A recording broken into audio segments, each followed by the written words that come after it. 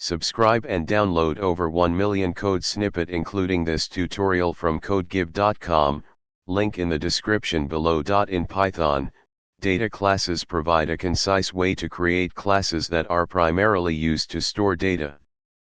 They automatically generate special methods, such as underscore underscore init underscore underscore underscore underscore repair underscore underscore and underscore underscore eq underscore underscore, based on the class attributes. In this tutorial, we will explore how to create a data class from a dictionary, allowing for easy conversion between the two data structures.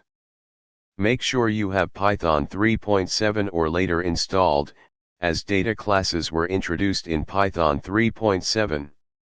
The data classes module is essential for creating data classes. It simplifies the process of defining classes that primarily store data. Let's start by creating a sample dictionary that we will later convert into a data class. Now, let's define a data class using the @dataclass decorator. We'll use the field function to specify default values for the class attributes based on the dictionary. In this example, the person class has 3 attributes: name, age, and city. The from_dict class method is defined to create an instance of the class from a dictionary. Now, we can create an instance of the person class using the dictionary we defined earlier.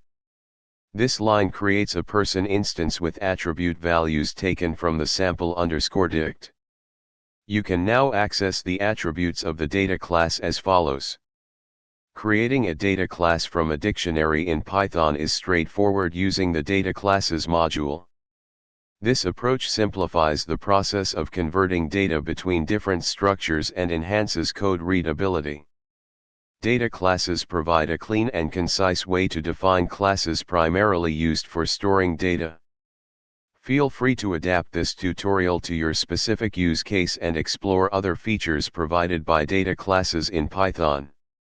ChatGPT